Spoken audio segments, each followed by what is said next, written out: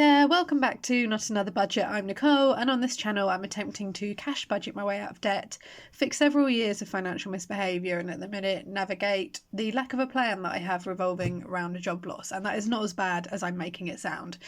Hello to all of my lovely new subscribers and my returning subscribers. It means the world to see you, and I am so glad that you are helping me get to my 1k subscriber goal by the 25th of March. It really does mean an awful lot, so thank you. Now, I am hoping that this video is going to come out on the Monday so that I can stick to my pledge of a Saturday, Sunday and Monday upload. However, the bad weather that we've had come in and the just general ruralness of where I live might make that a little bit difficult, so I may have broken my upload pledge straight away, in which case I'm sorry, I can't control snow. I wish I did. But yeah, this will come out hopefully at some point this week if external things allow. This is my recap for my March week 1 budget, which I'm going to take you through now. And this runs from the 27th of February to the 5th of March. Now, in terms of my goals, I had to do a preps list and finish off that big stock take, and I have done that. I had to organise, that is kit, not writ. I had to organise my kit in terms of what I needed for filming, and there were a couple of things that I was short. And I think I've told you about that anyway. So that was all done and ready to go, and then I had to make a start on the garage, and that was due to happen, and then the bad weather started to sweep in, and as much as my garage needs sorting, because I know that there are things in there that I can destash and sort out, and also fix the little pest problem in terms of getting everything boxed in hard storage, that's just not feasible at the minute, so that one has not happened at all. Now, in terms of my income for this week specifically, my month over savings, once I accounted for all of the small change and the cash that I had left over in my purse, I had anticipated £225 and there was actually £280 and 55 pence. I pulled £203.22 for Vinted. I did pull the different amounts as they came in, and one of them hasn't cleared in, and that will appear on my next week's budget because I don't get a payout over the weekend. So I anticipated £250 and there was £203.22. My wage one, I got paid £237.65 as expected, and then my last wage was £428.49 as expected. So it meant that as opposed to my anticipated income being £1,141.14 for this week, it was actually £1,149.91 for this week, so a little bit higher than anticipated. In terms of my fixed bills, there is a bit of smudging going on, so I'm hoping this is clear. I have zoomed in as much as I can. The rent was £8.50 as anticipated. Pet plan, which covers his prescriptions and jabs and things, was £12.50. Canva was £10.99. That's a subscription I am picking up for this month. And then my water bill, what I'm doing is just to balance my cash flow a little bit, is where I've got bills that just aren't due out until I can pay them at any point in the month. They're not set up on direct debit. What I'm doing is just paying half one week and half another, and it just balances that cash flow a little bit there, specifically with regards to this week, because I do have that big bill going out straight away, which is my rent, and I would say that's my highest amount that I have to pay for any one provider that really does take a chunk out of anything I earn. So it meant that my total money out in terms of fixed bills was £883.49 as opposed to £884.50. So only a small difference there, leaving me a balance of £266.42. So how that was spent, I realised I did forget to put a budget category in for coffee at the start of this month. That was just an oversight by myself. I don't intend to spend on coffee. I definitely did.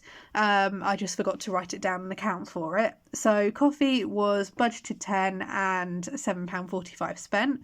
Spending, which is my spending money personally, was £10 for the week, and then £12.46 was spent there.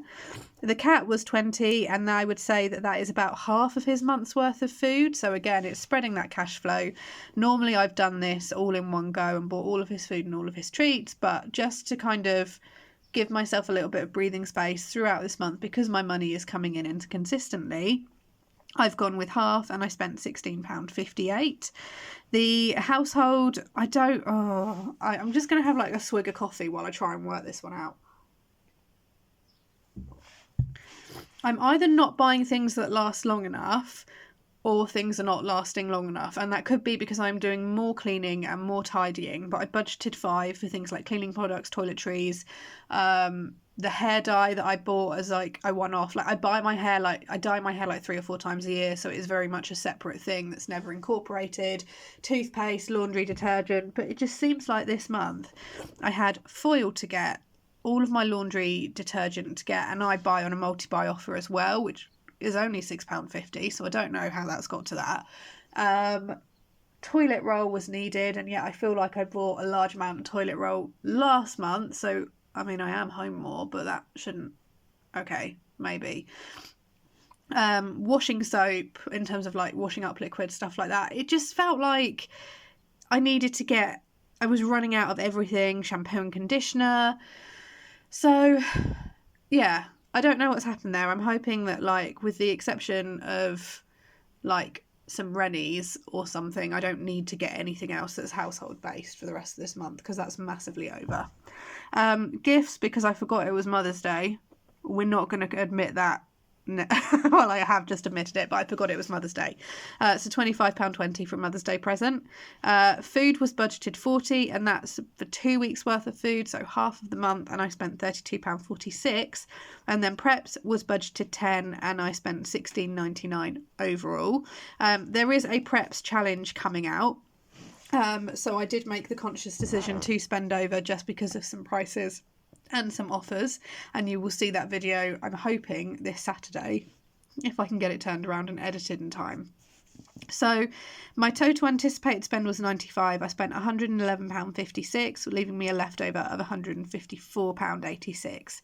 Now I am, for the purposes of March and probably April, I am running a rollover week on week, just because of that inconsistent income. But in terms of my savings, out of that £154.86, the Sparks of Joy, which is my little £5, my little £1, £2 challenge, was £5 saved, £2 saved to the 50p challenge, £1.60 saved to the 20p challenge, and 91p saved to the penny challenge, and that's a rollover of £145.35. Now, not all of that is cash. Some of that is left in my account because I do have bills coming out this current week that you're watching this, things like my mobile, my BT internet, and then also my council tax as well. So there are bills that are due to come out, which I've left money in, and I'm also anticipating income in for this current week that you're watching to bulk that out so that everything can be done there. So any money that I'm earning from film work, you will see, like I've said, you'll see anything that I'm cash stuffing in there. Fuel at the minute is not appearing in here because I'm being paid expenses for fuel separately, and that is then being fed back into my petrol tank. I'm then using it, and then I'm expensing it back, and I'm expensing it back. So we won't actually see any fuel expenditure until the end of the month when I've stopped filming, and that will then be my personal money that is then spent on fuel. So I hope that that makes sense for you. Anything that I have bought which is specifically for the film that could be classed as an expense, which is obviously going on an expense sheet, is not factoring into this because, again, I'm getting the money straight back in. So I'm essentially loaning myself money early that I am then getting it repaid back to me a week later. And that's for anything that is needed, because you do consume an awful lot of snacks on films or just on jobs like this anyway. It's an awful lot of sugar is consumed, which is not the healthiest, but it does help you get through. So, and I count those very much as expenses because it is beyond the norm of what I would consume.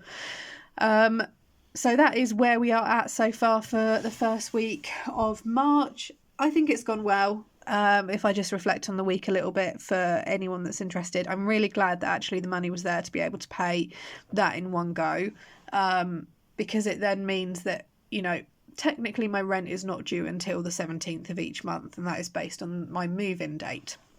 I've asked repeatedly if I could move it to the 1st officially, and that's been a non sequitur. They've not wanted that to happen. So in my mind, I now essentially have 6 weeks until my rent is officially due again, and that is therefore 6 weeks to try and get and make sure that there's enough in for this. And that is definitely prompting the month over savings that you've seen me do.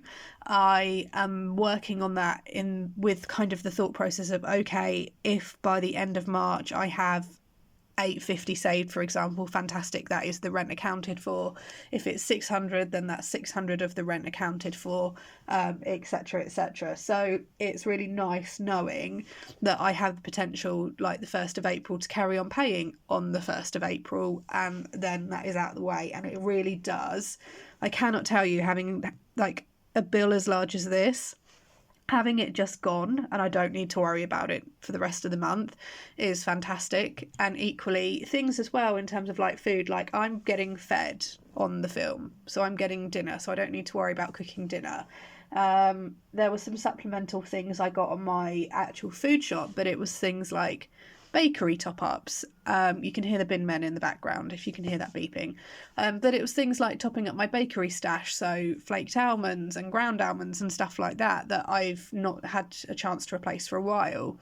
My freezer stash and my pantry stash is looking really, really strong. And actually, when I'm coming in from filming at like 10 o'clock at night, I either don't want or need dinner because I've been fed, or I can actually just take something out that's been defrosted and then eat it straight away. So there is a bit of background noise going on at the minute, guys, so I am sorry about that.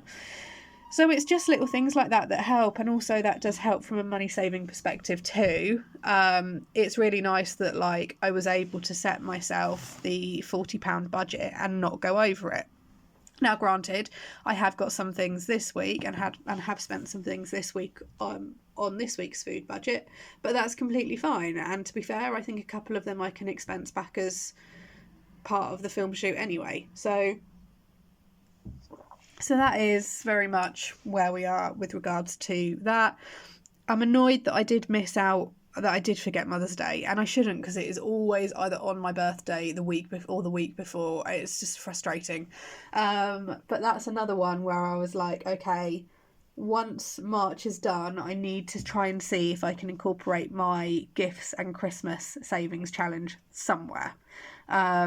It may be that those replace the Sparks of Joy, because at the minute the Sparks of Joy challenge I am thinking of putting towards something for my birthday, be that a chiropractor appointment, or I might get myself a handbag that I would get a discount from work, for example, something like that. I don't know, just a treat.